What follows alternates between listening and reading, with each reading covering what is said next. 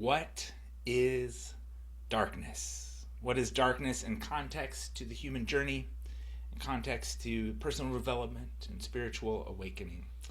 I'm going to talk about darkness in probably a way you've never heard about it before. And actually, it might even trigger you a little bit, or trigger your ego, or the or not me, or things like that. So I just ask that you put that to the side today as I reveal some revelations about darkness and the role in the human experience and what it means for us as humans to walk this path from darkness into light. And many years ago, about 22 decades ago or so, I was given a vision, and in this vision there was a swan, a beautiful, beautiful swan, and it was in the ocean, and the ocean was of oil, and the swan continued to get covered by this oil spill, this dark liquid, this ick, this beautiful glowing swan.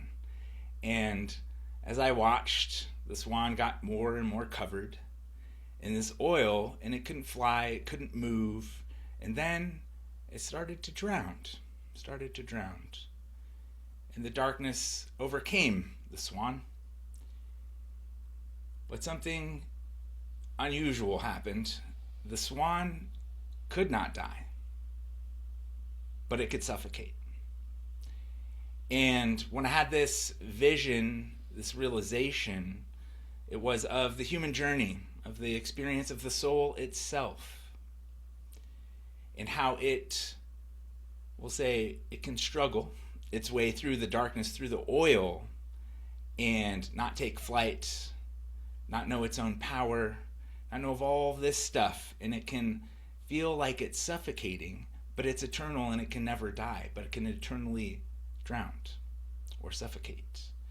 And so in this vision, I was given this impression, and then I had to really go through a lot of my journey in life to understand it more. And some people talk about enlightenment, which I'll talk about here in a little bit. But in context to the full journey of the soul, what my understanding is this: we come here, the soul comes here to earth, and it comes here and it puts on its cloak of darkness, and it goes through a journey of what it is not, so it can know itself and recreate itself to what it is. So we come here, we experience what we are not, so that we can experience what we are. And this is the holy dichotomy of the soul's journey. So we pull on this cloak of darkness, and in my vision, clearly that was a cloak of oil into this most beautiful swan. And this darkness is all around us, right? We see it everywhere today. It's really easy with social media,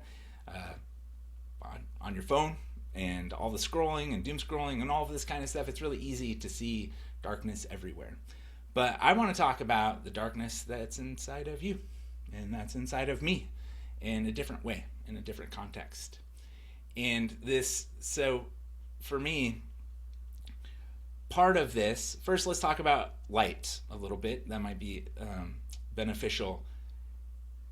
To me, what the light is just the light of awareness, the light of pure consciousness. That is the light. It is the consciousness or the witnessing or the observer that illuminates that which is dark, right? We can look and we can observe at the big, scary, mean things in the darkness, right? And in relationship to the human journey, that would be the darkness within ourselves, right?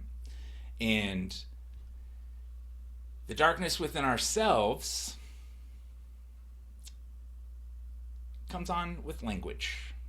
There was a time when I was young, and I would move through life and navigate and try to be seen or not seen, or heard or not heard, in the way or out of the way, or not to be seen, just depending on the situation and in the context of what was happening in my life. And a lot of times it was not to be seen and heard. And as I developed, I started to realize like this narrator would come on. I started to learn language, and this is what I was talking about. Like language starts to come. The darkness kind of brings the language in a way brings the darkness into the vessel, into the body, into the mind. And it does that because it's limited, and it also does that because as a little person, a youngling, as I like to say, we don't have worldly knowledge, and we bring somewhat of our soul knowledge into this world, and that is pure beingness, pure bliss, pure joy, pure awe and wonder. And as the language starts to sink into the mind, we start to say, I am. And then we start to maybe say, well, I am this and I am that. I'm not worthy. I'm not to be seen. I'm not to be spoken to unless spoken to. I'm not allowed to do all sorts of stuff. And so when these I ams come in, I call them belief systems. They're identity systems as well. To me, that's all one thing. That's how I learned them. This identity starts to sink into the body, and we don't have the knowledge of this world or what it means to be a human or interacting with this world. So it's very easy for the little person, the little 5-year-old, the little 8-year-old, the little 10-year-old or 12-year-old or even younger sometimes to go, oh, mom or dad do this, or my caretakers, or the social situation with my friends, and it doesn't feel good to me, and part of me thinks I'm not accepted for the rest of my life, or I'm not worthy for the rest of my life, or I'm not worthy of being loved, or my voice isn't beautiful, or any number of I am statements about beliefs of oneself. And so what happens is then these less than true statements of language come into the body. They come into the mind and they come into the body. And they come at a time maybe when we were alone, or we were in a high state of emotional discord or pain or loss or grief or confusion. When those things set in and there's a lot of emotion involved, that's when beliefs really start to solidify in the brain structure, in our neurons, in our little pathways that we create. And that's when we become physically identified with those I am statements, I am less than statements, basically. And so when the I am comes in, we start to behave a specific way because we're just trying to survive. We're trying to navigate our environment so we can be part of the tribe, basically. We can be part of the family. We can be part of whatever it is to get mom and dad's approval, or our caretaker's approval, or our peers' approval, so we're not disregarded and thrown out. And when these structures of identity, of belief systems, get wired in there and we start behaving a certain way, and that behavior gets reinforced, like maybe I need to be the funniest person in the room to actually be seen. Maybe I need to be the most significant or the most important person in the world. I guess it would be the person's world, but in the room, in the house, to be seen or to be heard or to be acknowledged. Or maybe I need to be the highest achiever, otherwise I don't get any praise. So these beliefs now dictate our behaviors, and these behaviors set in and they stack within each other. And as we grow and our brain develops and we develop as a person, that then becomes a story. It becomes a story of who we are, who our life is.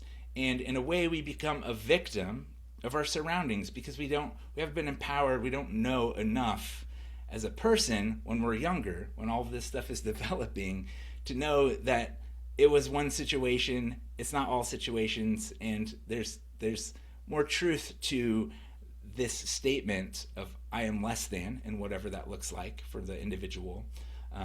which really isn't true. And so this whole thing becomes an entire, there's a narrator in there, and there's this entire story arc. And that story arc becomes automatic. It gets placed from the frontal cortex into the back, and it gets built in there, and it just becomes automatic behavior to be safe, to be significant, to get approval, and to fit in, right? To be part of a group or a community. There's other ones, but those are the primary ones that happen. And with those becomes the story of all the things that we need to overcome. These are strategies for us personally to survive, physically survive in a social environment. And then we have, who do you want to be when you grow up? What do you want to do? That starts on really early. And then it's like, oh, what is this, right? And some people might not even have that option. Mom or dad might be like, you're going to be a doctor or an engineer. Like, this is just what we do, and there's no choice.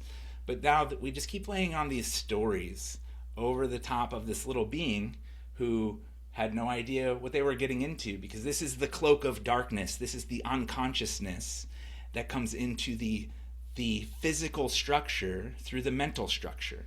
So the mind, can't point it out, it's not the brain, right? The brain receives everything, it processes everything, and then it wires everything into the system. And then that becomes our behavior of who we are. And what I witnessed in with myself is that I saw that there was I am, there was the voice, the narrator, the thing that is speaking, and then there was the story, right? And so each one of these, the speaker, the narration, they're part of the cloak of darkness. They're subconscious, unconscious things because they are not who you are. So we go along and we think, I am this. Like, my name is Zach. I am Zach. I am a redhead. I wear glasses. I'm wearing a green shirt. All of these things. I live in this house. I'm this class of people. Whatever it may be. Those all become identities when they were never true to begin with. And the story part is kind of like the kicker here. That's the thing where there's a piece of awareness within you that decided to say, I am this narrator, I am the story. And when that happened, we invited darkness into our consciousness, into our body, and into our mind. And what I mean by darkness is unconsciousness.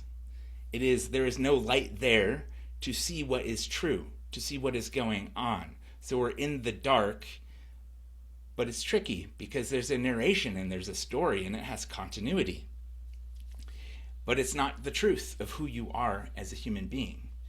It is not like truth with a capital T. It might be your experience, but there's a point in which, if you were to go back and you could see for yourself and you could watch yourself as a little person, as these wires, this emotion came in, this language came in and said, I am this. And it was probably a very sad moment.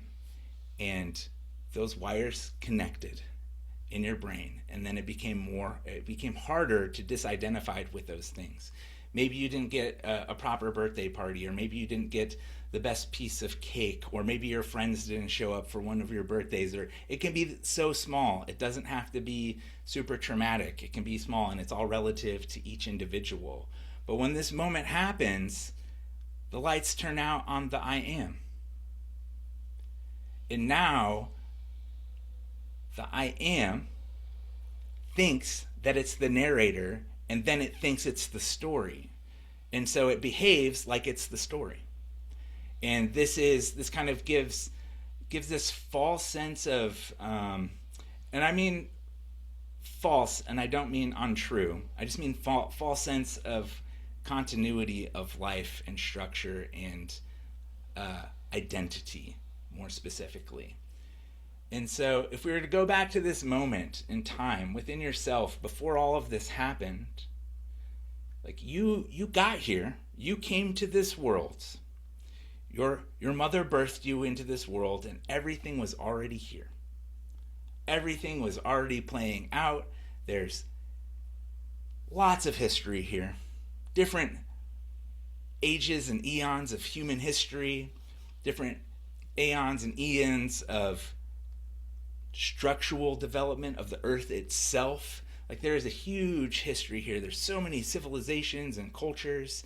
Then all this stuff, and your parents were already here, and they already have their lineage. They already have their stories. Everything was predetermined for you in this way. Like, the story was already here, and there was no way for you to know that you weren't the story.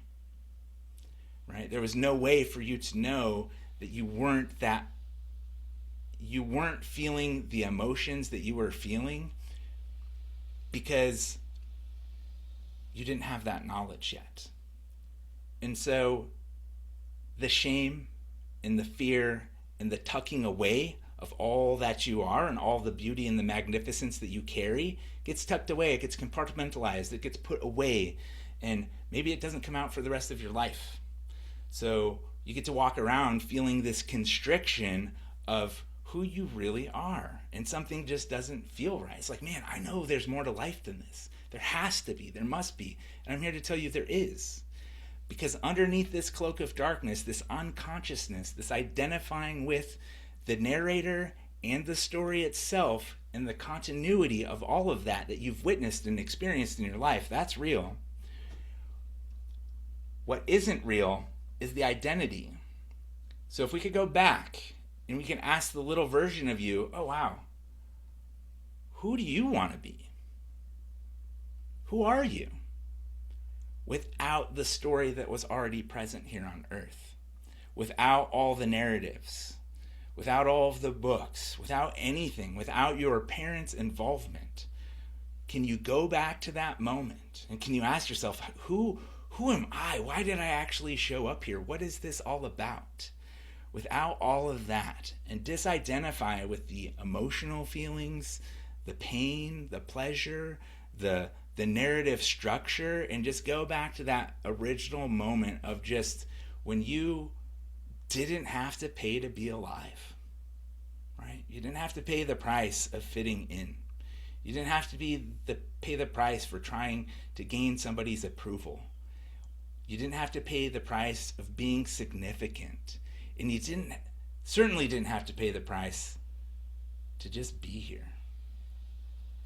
If you can go back to that moment, and you can see the darkness that was covered up, all of that light, that which you were, who would you be now? What relief would you have to just go, whoa, I am not that, right? And that's the question that I cannot answer for you, that I'm pointing you to, is in that moment, in that essence, what did you experience then? Because that is more the truth of you than the rest of your experience. So when this unconsciousness happens, when the stories come in, when the identities come in, when the continuity comes in, and it fits right into the rest of everything that's already here, this cloak of darkness over the soul, then you can start to really look back and perhaps stop all the people pleasing. Stop saying yes when you mean no. Stop being unauthentic to who you are to just fit these programs that were pre-wired because of the social environment. And to feel and experience who you were, because when all those came on, the story, again, it became the identity. And you had those experiences, and you had the story, but you are not the story, and you are not your experiences. And that's what I'm getting at here. You're none of that. There's something behind all of that. And it doesn't take away from the experiences that you've had. That's not what I'm pointing at. Or the feelings that you've felt, or the beliefs that you do have about yourself. But there is something beyond all of that. Those are cloaks of darkness. And they happen to everyone. And so, can you just get back to that point when you were a little person and there was no cost, there was no price to pay to be here. And every moment was awe. You couldn't wait to wake up for the next day. You never wanted to go to bed. You wanted to hear the next story. You just were so in love with everything. You could run around naked, right? You could hug people. There was no stranger danger. Like, there was all of these things that were just kind of implanted over the top of you, right? So can you go back to that moment where you were truly free and unbound by identity in stories, and go, whoa, who is this? Who am I? What would I choose now, right now? And to know that you never had to buy into any of that at all, ever, because it wasn't the truth of who you are. So that, my dear friend, is what I have to say about darkness and unconsciousness. We come here as a soul, we pull over this physical cloak of darkness, then we pull over the stories and the identity of darkness over all of this, to come to the experience of, I am not that. I am this. I am the light. I don't have to identify with this. I don't have to participate with this. And I don't have to keep choosing over and over again the things that keep making me suffer, because I am suffocating in this identity structure and all these social agreements and all of this kind of stuff. And I am suffocating. I'm still here, but I feel like I'm drowning, right? Just like that swan. So can you bring yourself to that moment when you didn't have to pay a price to be a human being? So I hope that helps you on your journey. This may be something you have to re-listen to again and again, maybe come back to later, put it on a playlist. But there is that moment of, I am, and it just is, and it is you, and it is born magnificent. And that moment takes on, I am this, and now I have a story, and now I am that story. Right? Can you rewind it all the way back? I'm here to tell you can, because I've been able to do it. So that's why I wanted to share it with you this time, because this whole thread that I'm talking on, that I'm guided about, is connection.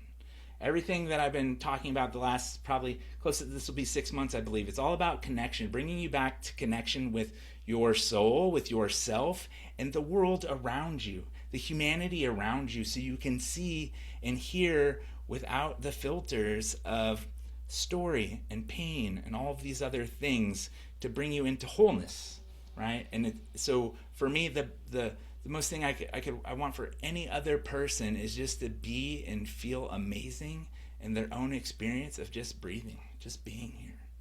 And that is enough. There is nothing else you have to do. You were enough just the way you are, and you always were. So can you just be that? And that is my desire for all my brothers and sisters, is just to have that moment of real self-realization of, I am enough, and there was no point when I was never not enough. So thank you for listening, and I'll leave you with that.